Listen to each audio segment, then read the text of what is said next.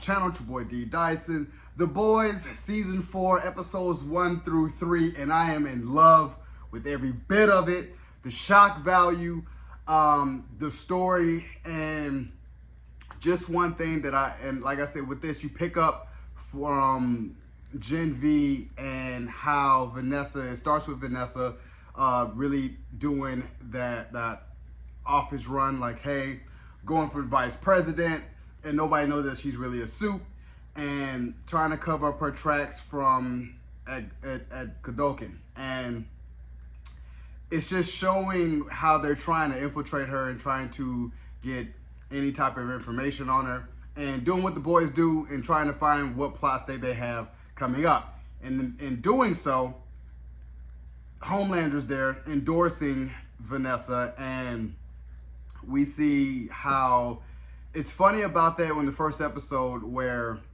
Huey sees Vanessa, and I don't know, it's just like a twinkle in both their eyes. And I just seen that they reportedly that Jack Quaid, and I forgot her real name, she's a beautiful lady, is dating.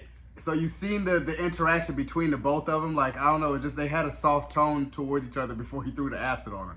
And finding out that it doesn't work. It doesn't even burn her hair, nothing. It just burned her clothes. And I was like, how strong are you? Like, are you invulnerable, invincible? I thought you could just manipulate blood and your eyes pop. So obviously, like, whatever her mutation is, or her Gen V, whatever it is, it's like enhanced, where she's very invulnerable. And I'm like telling myself, she is almost equivalent to Homelander. Homelander will have to laser her head off to really kill her. But I think that with her, that would be a cool sight to see them two really go at it.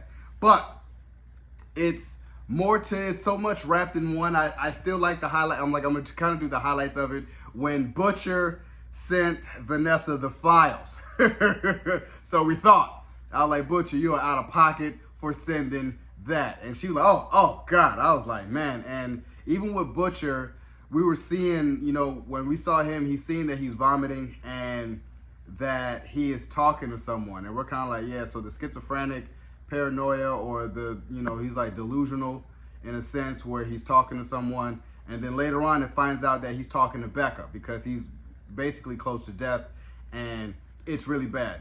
Now, I already reacted to the clip of Homelander and Butcher, and Homelander has X-ray vision, so he can see the tumor that's on his brain, and it's really killing him. So Homelander's like, I don't have anything to do with you, dude. Like, you're already dying. And it's just the fact that Homelander's agenda is trying to be more than, everyone else. He's basically fancying himself a god. Now, when you get to Vought with Ashley and The Deep and A-Train, everyone just bows to him, and he's getting tired of it. Like, whatever he says, he's so sick of it.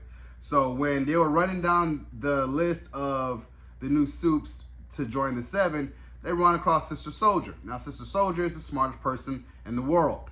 So it was crazy to see Homelander in regular attire other than his superhero suit, because it's rare to see him even in here, even at home, like without his suit, where he's just like just bare naked basically. And that was a cool scene to see him like incognito and talking to Sister Soldier, as she is very smart and understood him, where she understood Homelander and really gave him the blood honest truth, even if it pissed him off, but he liked it. He understood it.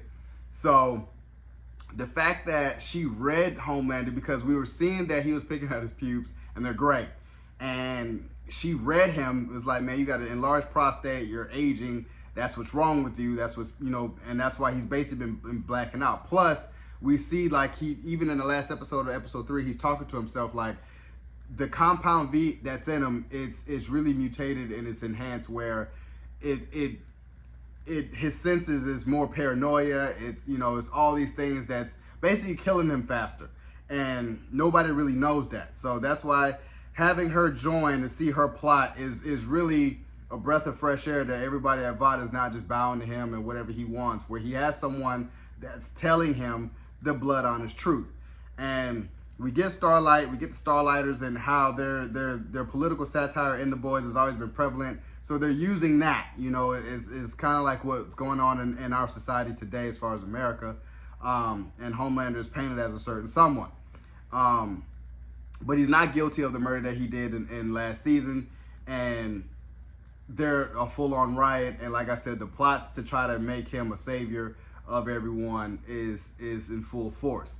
And in doing so, the plot, you know, the boys stumble on the plot trying to get understanding of what to do so they can kind of expose them. And that's their ultimate goal. Like, the CIA has that package deal in this. And it's a lot to take in 3 episodes, but I'm loving every bit of it. Even with Frenchie and his, I never knew that Frenchie was like that, but just him seeing him go, you know, relapse and go back to what he was, it's really crazy. And seeing, you know, when Kamiko was fighting, he was just hallucinating. And I was like, man, like, he's really off the deep end. So I'm going to see where he goes with that. Everybody has a subplot and a sub-story. Even with Jack Quaid's, you know, it's really like all over the place. But his father had a stroke, so he's in the back and forth with seeing his dad and really trying to come to grips, you know, trying to be with his dad. Then he sees his mom, so I'm seeing that subplot. And then Starlight is kind of going back to being the Starlighters and helping out the organization that was helping her go against Homelander. So it's a lot going on. And even with Mother's Milk as the leader of the boys, and that Todd unfortunately demise, and how he's the leader is trying to be the leader and then do his own thing and trying to get A-Train to flip. And A-Train's kind of in the position where he's kind of sick of it a little bit. So that's that deal where we kind of left off, and I'm here for it all.